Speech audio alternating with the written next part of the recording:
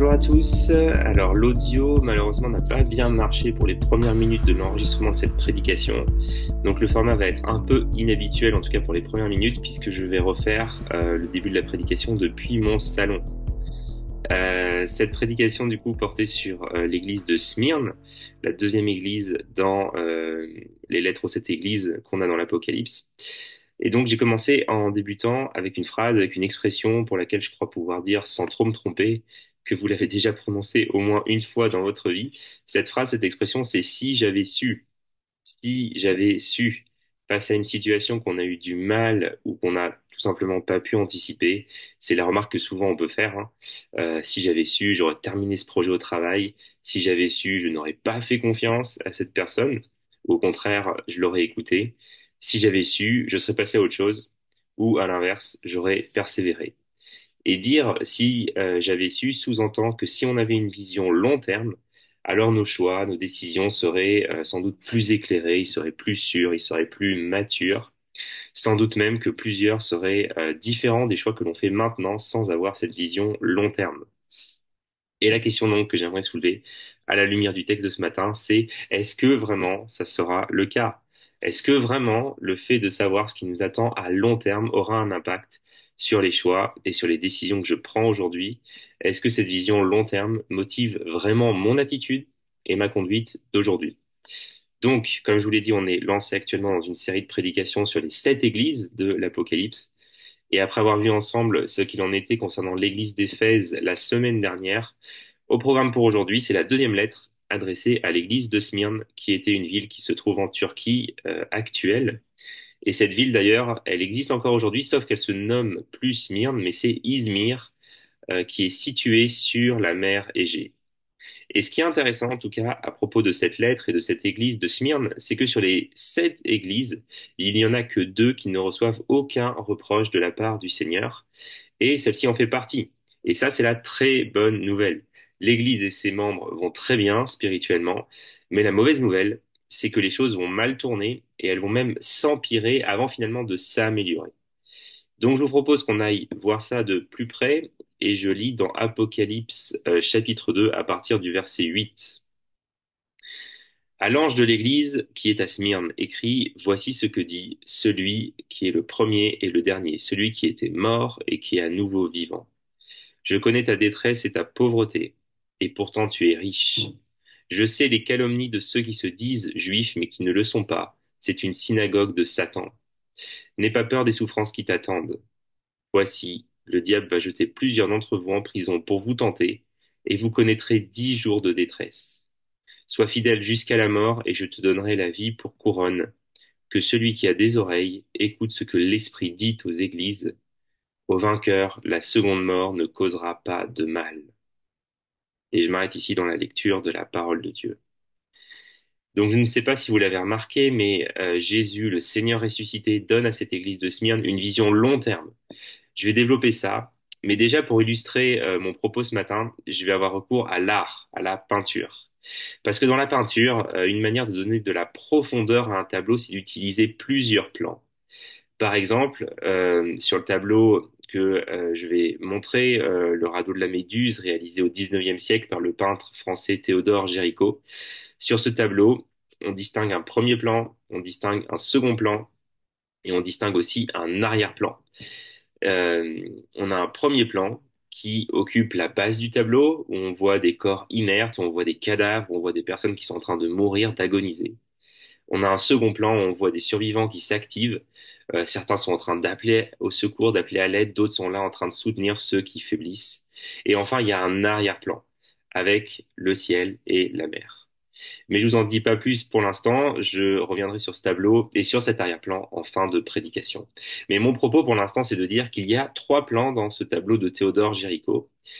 Et dans cette lettre, en fait, que Jésus adresse à l'église de Smyrne, c'est un peu comme si on retrouvait ces trois plans. On a un premier plan, on a un second plan et on a un arrière-plan. Au premier plan, c'est la situation actuelle, hein, où il est question de l'oppression, des calomnies, de la souffrance que vit l'église de Smyrne dans l'immédiat. Au second plan, il est question d'une épreuve qui s'en vient et qui va mener l'Église dans une situation encore pire que la situation présente, puisqu'une persécution va éclater avec certains qui vont être jetés en prison et certains autres chrétiens même qui vont mourir. Et enfin, je conclurai avec l'arrière-plan. Cette lettre se termine avec la mention d'une récompense au-delà de cette persécution et avec la mention d'une couronne et le fait d'échapper à la seconde mort. Donc, je vous propose de commencer avec le premier plan, ce que les chrétiens de Smyrne vivaient à ce moment-là. Jésus leur dit au début de la lettre, je connais ta détresse et ta pauvreté. Et le mot grec utilisé ici pour détresse est très spécifique. C'est le mot thlipsis, et ce mot signifie littéralement pression, et plus précisément encore pression écrasante. Pour vous donner une idée de ce que ce mot évoquait, en fait, pour une personne vivant au 1er siècle, ce mot évoquait l'image d'un homme torturé à mort, lentement broyé par un énorme rocher posé sur lui, et dont le poids petit à petit allait l'écraser. Et ce que ça montre, c'est que les croyants de Smyrne vivaient leur foi et leur engagement envers Jésus sous ce genre de pression, une pression écrasante, une opposition farouche pour le simple motif d'avoir voulu suivre Jésus-Christ. Et juste pour donner un peu de contexte, pour qu'on comprenne de quoi il s'agit, c'est qu'à l'époque, la loi romaine exigeait qu'on rende un culte à l'empereur. Et Smyrne était une ville alliée de Rome, et elle mettait vraiment un point d'honneur à ce que ses habitants le fassent. Elle mettait vraiment un point d'honneur à ce que les Smyrniotes rendent un culte à l'empereur. Smyrne était même tellement zélée par rapport à Rome qu'elle avait été choisie, alors qu'elle était en compétition avec d'autres villes de la province d'Asie, pour construire un temple dédié à l'empereur Tibère en 26 après Jésus-Christ. Mais il y avait une communauté à Smyrne, une communauté qui avait trouvé un arrangement avec les autorités locales et qui n'était pas dans l'obligation de rendre un culte à l'empereur. Cette communauté, elle avait développé de bonnes relations avec les responsables de la ville et elle était autorisée à adorer Dieu sans avoir à plier le genou devant l'empereur. Et cette communauté, c'était la communauté juive. Mais ce qui s'est passé, c'est que peu à peu, au sein de la communauté juive, plusieurs se sont inquiétés parce que la communauté chrétienne naissante, qui commençait à émerger, devenait une menace pour eux. Parce que plusieurs païens devenaient chrétiens. Et suite à ça, ils abandonnaient le culte de l'empereur. Or, pour Rome à l'époque, les chrétiens et les juifs, c'était pareil. Les premiers chrétiens d'ailleurs étaient juifs. Donc, ils faisaient un peu l'amalgame. Ils se posaient pas trop de questions sur ça. Ils mettaient tout le monde dans le même panier. Pour les Romains, le christianisme, c'était une secte issue du judaïsme. Et donc, la crainte des juifs, c'était que l'expansion rapide du christianisme finisse par agacer les autorités locales, du fait que le culte impérial était de plus en plus délaissé, du fait que ces païens devenaient chrétiens et délaissaient donc le culte de l'empereur. Et leur crainte, c'était que les autorités romaines finissent par réagir à la fois contre les chrétiens et contre eux aussi, les juifs, en privant tout le monde du droit de pratiquer la religion, leur religion. Et du coup, pour éviter ça, il y a eu des dénonciations. Et c'est de ça dont il est question au verset 9 de notre texte, quand il est dit, je sais le mal que disent de toi ceux qui se prétendent juifs. C'est qu'il y a certains juifs qui ont dénoncé les chrétiens auprès des autorités, en précisant qu'ils n'étaient pas réellement des juifs, et que donc ils n'avaient pas le droit de jouir des privilèges accordés au judaïsme, et que par conséquent, ces personnes-là, ces chrétiens, étaient dans l'obligation de rendre un culte à l'empereur. Et en faisant ça, c'était coup double pour cette communauté juive, parce que non seulement ça lui permettait de se débarrasser de ces chrétiens qui disaient qu'il n'était pas nécessaire d'observer les prescriptions rituelles de la loi de Moïse, et ça leur permettait aussi de continuer à vivre paisiblement, puisque la colère de Rome tombait sur les chrétiens et non pas sur eux. Et donc, quel a été le résultat de tout ça? Eh bien, ça a été que les disciples de Jésus, qui refusaient de plier le genou devant César, ont eu leurs biens confisqués, ils ont perdu leurs emplois, et tout ça, ça les a conduits à la pauvreté. Et donc, quand Jésus Jésus dit à dit à l'église de l'église de Smyrne, je connais ta pauvreté, c'est pas une pauvreté métaphorique ou spirituelle. C'est vraiment le cas. Ces chrétiens étaient réellement dans la misère. Et comme si ça n'était pas suffisant, Jésus il annonce à l'église que la pression va encore s'accentuer sur eux. Certains vont être jetés en prison et d'autres vont être mis à mort. Alors dans tout ça, il y a quelque chose qui est intéressant, c'est que les spécialistes soulignent que la racine grecque du mot Smyrne, c'est le mot myrrhe. Smyrne signifie myrrhe.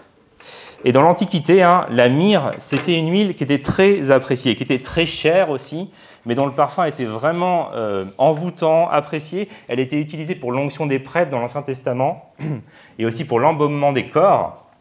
Et dans le Nouveau Testament, on peut voir la myrrhe, elle encadre toute la vie de Jésus. Jésus reçoit de la myrrhe au début de sa vie, c'est l'un de ses cadeaux. que lui font les mages après la naissance. Et à sa mort, on se rappelle de Joseph d'Arimathée, de Nicodème qui viennent ensevelir Jésus et ils embaument son corps avec de la myrrhe. Mais pour obtenir cette huile précieuse à partir de la myrrhe, il fallait en fait l'écraser. Il fallait écraser la myrrhe. Et en fait, c'est que lorsque la myrrhe est broyée que son parfum se libère. Et c'est intéressant parce qu'on pourrait dire alors que Jésus est écrasé sur la croix par la mort, il sort un parfum de ça. Et c'est un parfum de pardon, c'est un parfum d'amour. Et de la même manière, l'église de Smyrne, elle s'apprête à être écrasée dans la persécution. Mais de cette réalité terrible, il se dégagera, si elle reste fidèle, un parfum de vie. Un magnifique parfum, un parfum de vie et non pas un parfum de mort. Et c'est ce paradoxe que les chrétiens de Smyrne sont appelés à vivre. Et arrivé là, je me suis juste fait la réflexion, je me suis dit ça peut être intéressant de faire une pause et juste de se demander dans mes circonstances actuelles, dans la détresse dans laquelle je peux me trouver actuellement, quel parfum, en fait, se dégage de ma vie? Est-ce que c'est un parfum de plainte? Un parfum de colère? Un parfum de panique? Un parfum de fuite? Généralement, lorsque la pression s'intensifie dans nos vies, on a tendance à se plaindre, on a tendance à rejeter la faute sur les autres, on a tendance à fuir, on a tendance encore à se figer.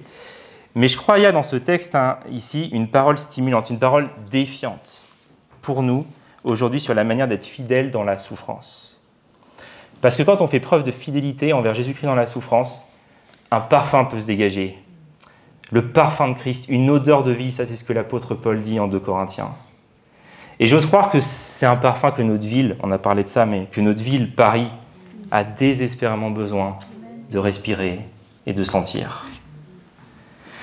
Et ce qui doit nous encourager, nous aussi en tant que chrétiens, c'est que, alors que les disciples de Jésus à Smyrne subissent une profonde détresse, parce qu'ils offensent Rome d'un côté, parce qu'ils font office de bouc émissaire pour les Juifs de l'autre, Jésus vient leur dire « Je sais, je connais ta détresse », verset 9.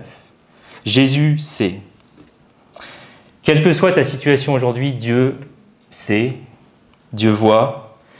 Jésus dit « Je connais ta tribulation ». Remarquez qu'il n'est pas en train de dire « Je te l'enlève ».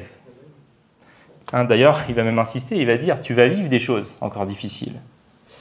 Et un faux évangile serait de vous dire qu'avec Jésus, il n'y aura pas de problème dans votre vie, qu'avec Jésus, il n'y aura pas de tribulation, qu'il n'y aura pas de coups durs. Mais ce n'est pas ça l'évangile. L'évangile, c'est Dieu sait, Dieu voit, et il est avec vous dans ces choses. C'est ça l'évangile. Parfois, on se dit comme ça, si Dieu était avec moi, je ne serais pas passé par là, je n'aurais pas vécu telle tribulation. Mais ce n'est pas vrai, parce qu'encore une fois, l'évangile, c'est Dieu sait, Dieu voit, et il est avec nous dans ces choses-là, dans ces choses-ci. Mais quand on vit une épreuve douloureuse, c'est toujours tentant de penser qu'on est les seuls à comprendre les enjeux de notre situation, les seuls à expérimenter cette douleur. Et les psychologues, ils nous disent que le trauma, c'est pas ce qui se produit lorsque les gens expérimentent la souffrance, puisque la preuve, c'est que beaucoup de gens expérimentent la souffrance et finissent heureusement par s'en sortir. Mais le traumatisme, c'est ce qui se produit lorsqu'on a le sentiment, la conviction qu'on est seul face à la souffrance. C'est lorsqu'on n'a personne pour nous écouter, personne avec qui parler de cette douleur. Et si aujourd'hui vous souffrez, je suis quasiment sûr d'une chose, c'est que vous ne voulez sans doute pas que quelqu'un vous envoie un message WhatsApp ou vous balance une phrase du genre « tout ira bien », mais ce que vous voulez, c'est une personne qui soit là, quelqu'un qui soit à vos côtés. Demandez à n'importe quelle personne qui a traversé une situation douloureuse, qu'est-ce qu'elle a le plus apprécié? Est-ce que c'était des paroles prononcées ou est-ce que c'était une présence partagée? Et la réalité, c'est que dans presque tous les cas, la réponse, ce sera le fait que quelqu'un est venu me rejoindre, le fait que quelqu'un a passé du temps avec moi, le fait que quelqu'un a été présent dans ma souffrance. Et ça, c'est exactement ce que Jésus dit à l'église de Smyrne, alors qu'elle souffre intensément. Il lui dit, je sais ce que tu vis, je sais ce que tu traverses, et je suis là. Et je suis là. Tu n'es pas seul. Je suis présent à tes côtés. Et si tu es là ce matin, aujourd'hui, que ce que je suis en train de dire, ça ne te parle pas du tout, parce que ta vie va très, très, très bien, alors tant mieux, je me réjouis sincèrement de ça. Et merci Seigneur pour ça, mais si dans vos vies, vous avez déjà traversé des saisons, on s'est retrouvé parfois à prier avec larmes, avec nos larmes. Je crois que ce qu'on peut découvrir au beau milieu de tout ça, c'est la présence de Jésus. C'est une espérance qu'on n'attendait pas, une espérance inattendue, même au sein de nos souffrances. Et donc j'aimerais juste nous encourager ce matin de ne pas abandonner, de continuer à avancer, de continuer à chercher Dieu. Et je ne connais pas la situation de tout le monde ici ce matin, je connais la situation de certains, Et je sais que plusieurs membres dans notre Église, plusieurs parmi nous portent des douleurs. Plusieurs parmi nous traversent des souffrances depuis un bon moment déjà. Mais en méditant juste sur les paroles de ce texte dans la semaine, j'ai eu le sentiment que Jésus avait ces paroles-ci à nous dire, qu'il avait ces paroles-ci à vous dire. Ce matin, juste est-ce qu'on peut prêter l'oreille? Voici pour nous les paroles de celui qui est le premier et le dernier, de celui qui était mort et qui est revenu à la vie. Je connais ton affliction, ta douleur, ta pauvreté, et pourtant tu es riche. Tu es riche en moi, tu es riche en ma présence, alors que nous puissions avoir des oreilles pour écouter ce que l'Esprit dit à l'Église. Amen. Donc ça, c'est le premier plan. Je vais peut-être accélérer un peu, mais second plan, l'épreuve. Premier plan, les souffrances. Jésus avec nous. Il connaît nos souffrances, il est avec nous dans ses souffrances. Le second plan, c'est l'épreuve. Jésus dit à l'église de Smyrne, vous connaissez la souffrance, vous allez aussi connaître la tentation et l'épreuve. C'est notre second plan, comme je l'ai dit, les choses vont empirer avant finalement de s'améliorer. Jésus annonce aux chrétiens de Smyrne que la persécution va s'intensifier, que l'oppression va être encore plus forte. Verset 10, « N'aie pas peur des souffrances qui t'attendent. Voici le diable va jeter plusieurs d'entre vous en prison pour vous tenter et vous connaîtrez 10 jours de détresse. » Et ce qui est vraiment intéressant ici, en fait, c'est que Jésus vient et il tire le rideau. Et il nous montre quelque chose. Il dit en fait à l'église de Smyrne, en réalité, ce n'est pas la communauté juive. Ce n'est pas les autorités romaines qui sont à l'origine de vos souffrances. Est-ce que vous savez qui c'est qui est derrière tout ça? C'est le diable. C'est Satan. C'est le diable. Comment expliquer? On peut se poser la question, comment expliquer que les chrétiens de Smyrne, qui ne veulent qu'aimer leur prochain, qui ne veulent que construire une société belle et heureuse, doivent souffrir de la persécution? Comment expliquer que ces chrétiens qui sont appelés à prendre soin de la veuve et de l'orphelin soient persécutés? Comment expliquer ça? Comment expliquer qu'un homme, Jésus-Christ, qui a aimé les gens, comme personne ne l'a fait avant lui, et qui a pour message que Dieu est amour, et qui veut sauver l'humanité, finisse crucifié sur une croix? Sérieusement, comment on explique ça? Et il me semble qu'à la lumière de la Bible, ça renvoie au mystère du mal, et ça renvoie au fait que le diable n'a de cesse de s'opposer à ce qui est bon, à ce qui est juste, à ce qui est vrai. Et l'église de Smyrne s'apprête à en faire l'expérience jusque dans sa chair. Et le but du diable, là, en emprisonnant les chrétiens smyrniotes et en les mettant même à mort, certains, c'est de les pousser, en fin de compte, à renier Jésus. Mais Jésus, il dit quelque chose. Il annonce en fait aux chrétiens de Smyrne qu'il va prendre cette épreuve, il va prendre cette tentation et il va s'en servir pour démontrer et même pour affermir leur foi. Maintenant, j'aimerais juste que les choses soient claires. Dieu n'est coupable en rien dans la persécution. Ce sont les hommes et le diable qui font tout. Et pourtant, ça ne veut pas dire que Dieu n'est pas au contrôle. Dieu permet même la persécution. Ça peut nous paraître mystérieux. Il permet la persécution, mais il ne permet pas qu'on soit tenté au-delà de nos forces parce qu'il pose une limite au mal et il pose une limite à nos souffrances. Parce que si on regarde le texte, l'église de Smyrne, oui, elle va être testée, oui, elle va être éprouvée, oui, elle va être tentée, mais son épreuve prendra fin. C'est là où on arrive à cette expression un peu étrange. Jésus dit, l'épreuve durera 10 jours. C'est très spécifique. On pourrait se demander, c'est quoi cette précision? 10 jours. Ça semble un peu bizarre. Maintenant, rappelez-vous un petit peu ce que je vous disais la semaine dernière. Quand on lit l'Apocalypse et la littérature apocalyptique, on ne cherche pas à projeter ce qui est écrit sur les événements géopolitiques actuels, en se disant comme si l'Apocalypse parlait d'abord, premièrement, des États-Unis, de la Russie, de l'Ukraine, d'Israël. C'est pas comme ça qu'on lit ce genre de texte. On les lit d'abord en regardant en arrière et pas en avant. Donc, n'oublions pas que l'auteur de l'Apocalypse, Jean, il était imprégné de l'Ancien Testament. Donc, ce qu'on fait, c'est qu'on va chercher dans les Écritures hébraïques, on va chercher dans l'Ancien Testament des références et des allusions. Où est-ce qu'on trouve une épreuve de 10 jours dans l'Ancien Testament?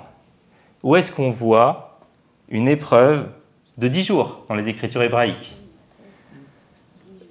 Pas tous à la fois. Mais je pense que vous êtes comme moi sans les commentaires, vous n'en savez pas grand-chose. Mais je pense que c'est intéressant, ça dit quelque chose aussi du fait qu'on a du mal à lire cette littérature-là parce qu'on n'a pas ces références-ci.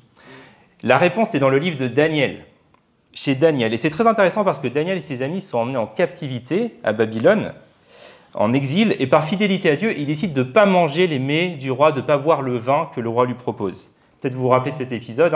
En Daniel 1, verset 12, Daniel dit ceci à l'intendant du roi: « Mets tes serviteurs à l'épreuve pendant 10 jours, qu'on nous serve seulement des légumes à manger et de l'eau à boire. » Et au verset 14, il est dit que l'intendant accepta leur proposition, et c'est précisé à nouveau, il les éprouva pendant 10 jours.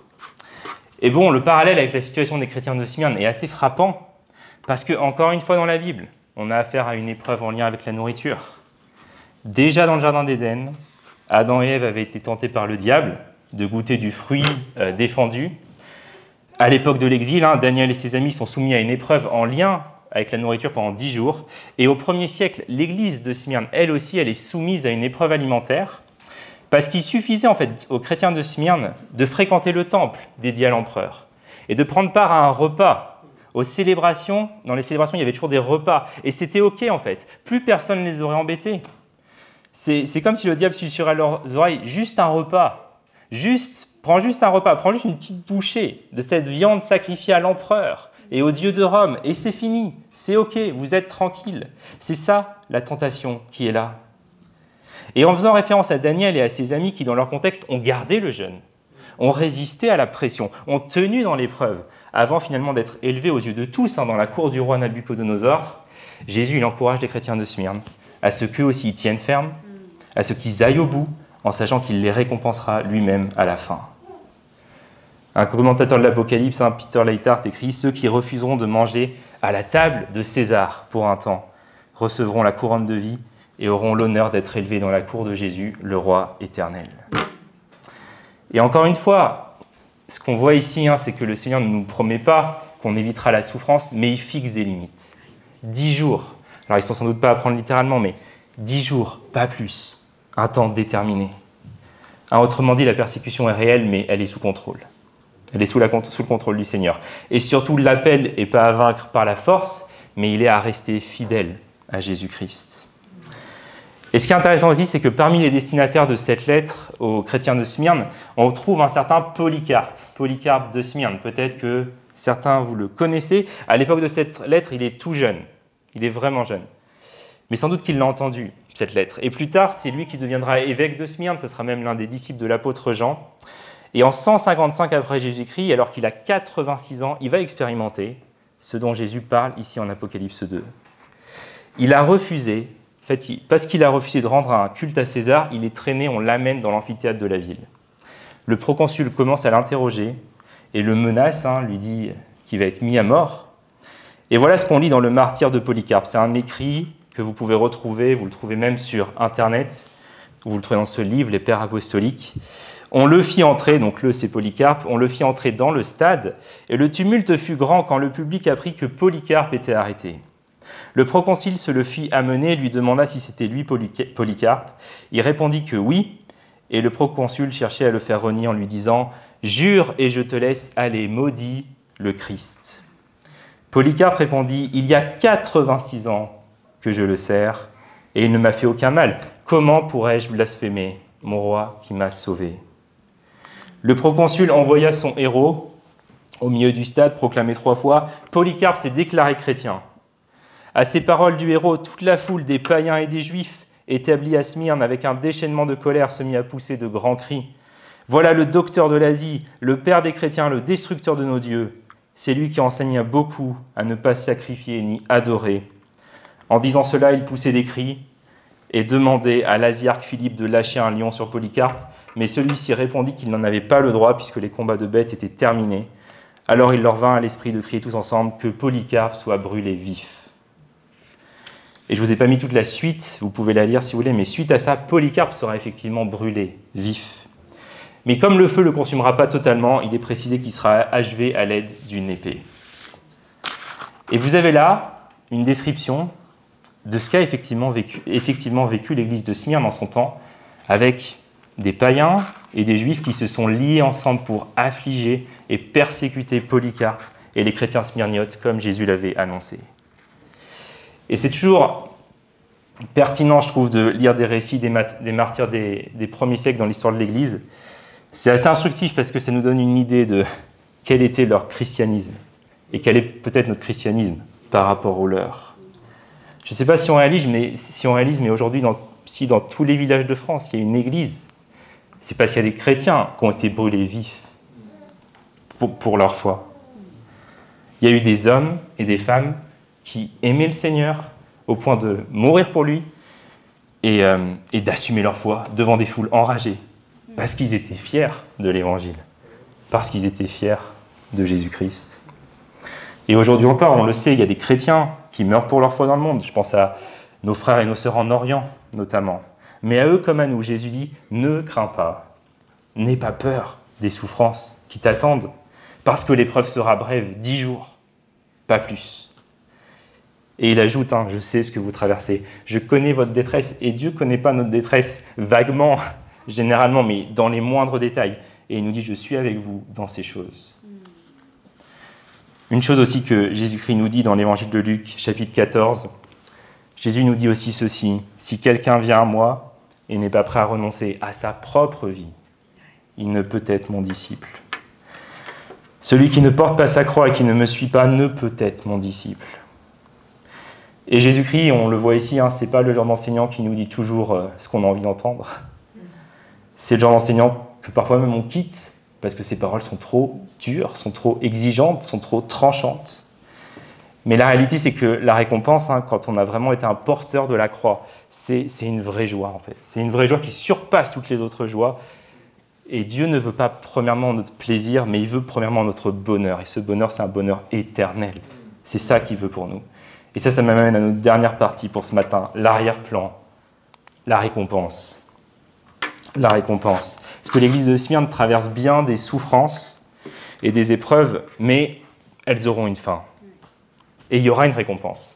Jésus dit « Sois fidèle jusqu'à la mort, je te donnerai la vie pour couronne. » À l'époque, Smyrne organisait régulièrement des compétitions sportives qui étaient célèbres dans toute l'Asie. Pensez aux Jeux Olympiques, c'est vraiment l'idée. Et lors de ces compétitions, les vainqueurs recevaient une couronne de laurier. Et de même, à ceux qui auront tenu ferme et traversé cette épreuve, Jésus dit « Je vous promets une couronne qui ne se flétrira jamais. » Et cette couronne, c'est la vie éternelle. C'est la vie éternelle elle-même. La récompense, c'est la vie éternelle. La récompense, c'est la vie dans la présence de Jésus, dans son royaume. La récompense, c'est de rencontrer Jésus. En fait, la récompense, on pourrait dire, c'est Jésus lui-même. La récompense de la fidélité à Jésus, c'est Jésus lui-même. Et pour ceux d'entre vous qui, aujourd'hui, souffrent, au-delà de la couronne, qui, j'en doute pas, sera extraordinaire, la vraie récompense de notre souffrance, c'est celui qui nous couronnera. C'est sa présence, c'est son royaume. C'est qu'en passant par la mort, ils franchissent cette porte qui les mène vers la vie. Et alors, ils verront enfin Jésus-Christ, face à face, en chair et en os. Et ça sera fou parce que, pensez-y un instant, mais depuis qu'on est venu à Christ, on nous parle d'un royaume et d'un roi qui sont invisibles. On n'a jamais vu Jésus de nos yeux. Et ces chrétiens du 1er siècle ne l'avaient pas vu non plus de leurs yeux. Mais en passant de l'autre côté, en passant par la mort, c'est là que l'invisible devient visible. Et vous voyez, voir Jésus, être avec lui, c'est ça la récompense. C'est ce royaume des cieux. Ces chrétiens de Smyrne verront Jésus et ils feront l'expérience de sa présence dans toute sa plénitude.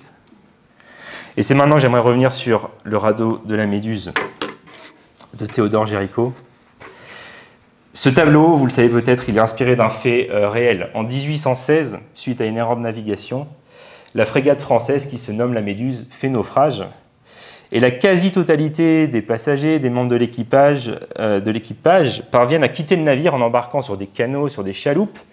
Mais il y a au moins 147 personnes qui vont se maintenir à la surface de l'eau sur ce radeau qui est abandonné en pleine mer par les autres embarcations.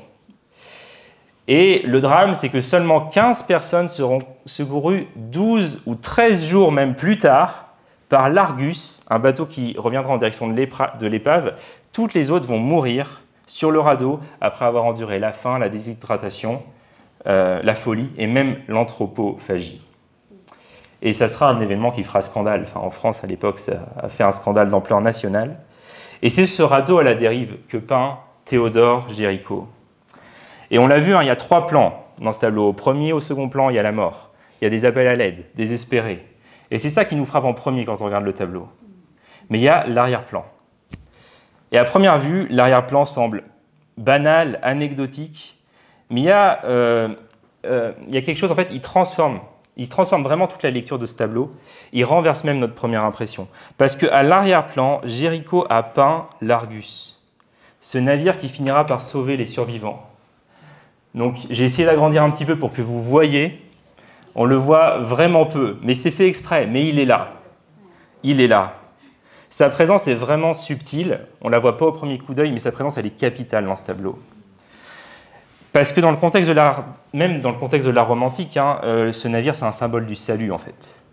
Et si vous regardez bien l'arrière-plan, il y a d'autres indices aussi. C'est intéressant parce qu'on voit le ciel qui est à l'aube, comme pour dire la nouveauté, comme pour dire quelque chose de nouveau qui prend place, une nouvelle destinée pour les survivants, une nouvelle condition, on les attend. Et vous voyez, l'arrière-plan change tout à ce tableau, parce que sans lui, le tableau il serait purement tragique. La mort, l'abandon, la faim FIN, la fin FAIM aussi. Mais le regard des survivants nous guide vers ce point minuscule que représente l'Argus, ce bateau. Et ce minuscule détail, en fait, ça devient le point focal, mental et émotionnel de tout le tableau. La perspective est renversée. Jéricho cache la vérité dans un coin de ciel flou, mais une fois qu'on l'a vu, on voit presque plus que ça. On voit presque plus que ça. Et c'est quelque chose de cet ordre qui se passe à Smyrne. Jésus renverse la perspective. Et il amène les Smyrniotes à poser un regard dans la profondeur du tableau qu'il est en train de dresser devant eux. Parce que c'est dans cette perspective plus lointaine, plus large, qu'ils pourront mieux vivre leur vie de disciples, mieux vivre leur témoignage à Jésus et à sa parole. En Hébreux 11, il est écrit que, par la foi, Moïse, devenu adulte, a refusé d'être reconnu comme fils de la fille de Pharaon. Il a choisi de prendre part aux souffrances du peuple de Dieu plutôt que de jouir momentanément d'une vie dans le péché. Car estimait-il subir l'humiliation que Christ devait connaître constituait une richesse bien supérieure au trésor de l'Égypte.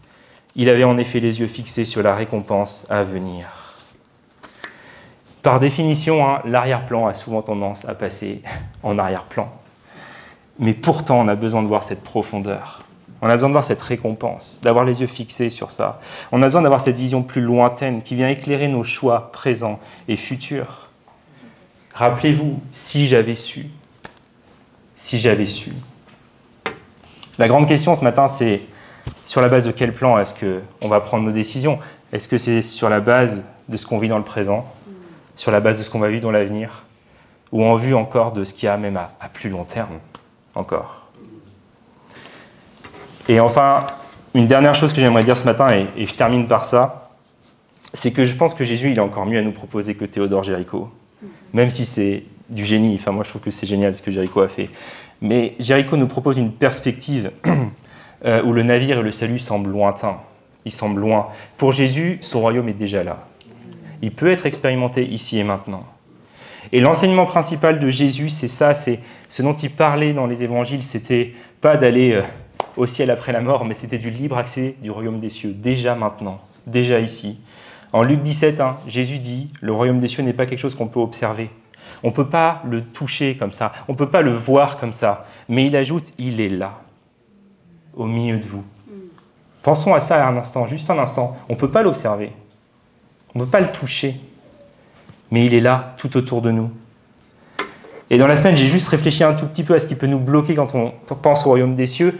Je pense que, qu'on le veuille ou non, déjà, il y a le sécularisme, il y a le matérialisme qui nous imprègne, parce que c'est l'air qu'on respire ici à Paris. Notre culture nous entraîne à croire que seulement ce qui est visible a une réalité. Et puis ensuite aussi, et juste un mot sur ça quand même, il y a la cosmologie implicite qu'on a en tant que chrétien aussi.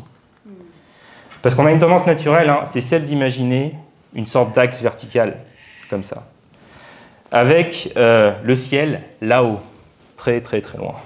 Et donc la présence de Dieu là-haut, très très très très loin. Et la terre bien ici, en bas. Et ça fait par exemple que lorsqu'on pense au retour de Jésus, on pense à Jésus venant vers nous comme un cosmonaute, en fait, qui a fait un très long voyage dans l'espace avant de venir nous rejoindre. Mais ce n'est pas comme ça que la Bible emploie le mot ciel. Le ciel dans la Bible, c'est bien l'endroit où Dieu réside. Mais cette réalité, elle est comme intégrée à l'endroit où nous, on réside sur terre. Et pour bien me faire comprendre, lorsque le Nouveau Testament parle du retour du Seigneur, il est question de son apparition. Il y a aussi ce mot-là qui est employé. Jésus va apparaître. Et donc l'idée, en fait, c'est plutôt, pour vous donner une idée peut-être plus juste, c'est comme si en ce moment, il y avait un immense rideau qui est là, qui est suspendu. en plein milieu de la réalité ordinaire, de sorte qu'à tout moment et en tout lieu, Jésus n'est pas loin, Dieu n'est pas loin. C'est juste qu'il est actuellement invisible. Mais un jour, le rideau sera tiré. Et ce ne sera pas comme si Jésus débarquait comme un cosmonaute, mais ce sera comme le voir apparaître. On le verra apparaître devant nos yeux. Imaginez un peu, c'est comme si quelqu'un tirait un grand rideau, et là, tout d'un coup, on prend conscience de toutes sortes de choses qui se passaient derrière ce rideau, et que celles-ci, en fait, elles étaient complètement intégrées à notre réalité, mais on ne l'avait juste pas réalisé. Jésus est proche. Dieu est proche. Jésus dit, le royaume des cieux est parmi nous. Est-ce que ce royaume, finalement, il ne serait pas plus proche que ce que j'ai toujours cru, toujours compris jusqu'à ce jour? Et si cette réalité invisible, elle était là, tout autour de nous, si elle est encore plus réelle que ce que je vois de mes propres yeux.